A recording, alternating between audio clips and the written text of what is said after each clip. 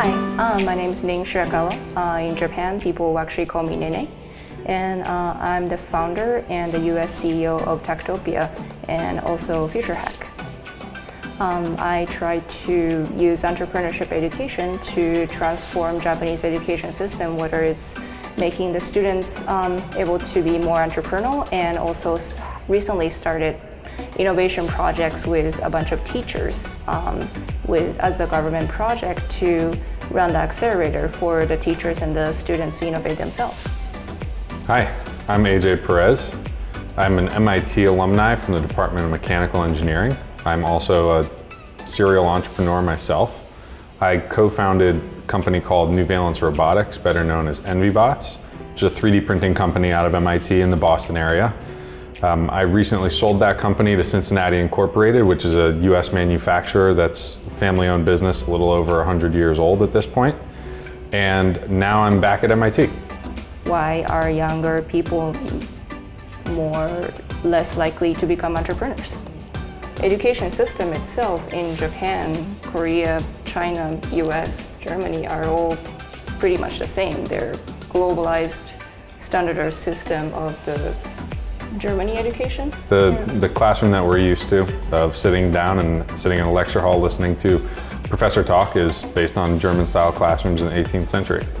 Yeah, so growing up K-12 in Japan, I'm actually ethnically Chinese, moved to Japan when I was 6. However, I actually did all K-12 in Japanese local school system. And the takeaway from that compared to maybe other countries is that Japanese people have taken their very globalized, normal classroom education system to the next level to enhance the conformity and people's behavior and customs being very neat, quiet, and homogeneous. Yeah, so that will be my answer to that question. I mean, you have spoken to so many of my events, to some of my students. Do you have any comments on that?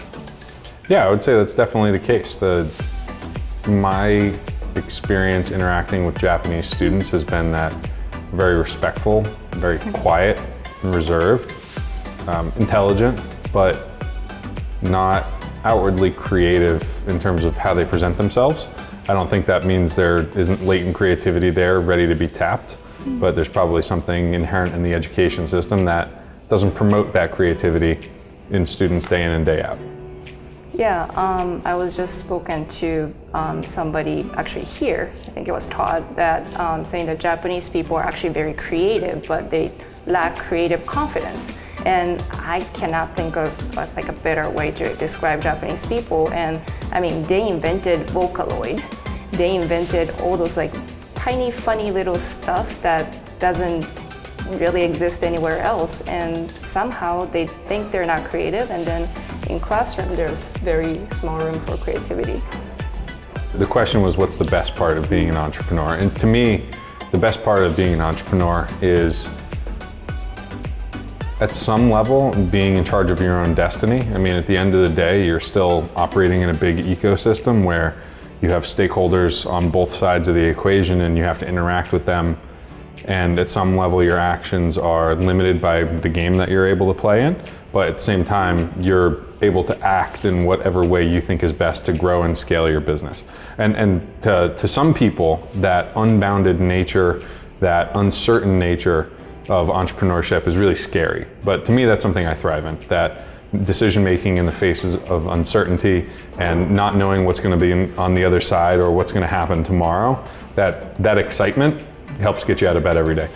I can talk a little bit about FutureHACK and why we started teaching entrepreneurship to Japanese students and mashing them with students from all over the world, which is what FutureHACK is that I want the students to get exposed to the problems that they're really passionate about. It's actually interesting because they're somehow more oppressed in their school system. They have a lot of anger and that they have a lot of like, hey, this is a problem kind of thing, like built in their heart. And then after we unleash that through entrepreneurship, and you have a tool to actually solve this problem rather than putting up with it and wait until you become adults. And they start to come up with really, really great solutions with kids from other parts of the world. And that's what it's kind of like a releasing their tension to some extent through this kind of program, and hopefully they'll become a problem solver in the future.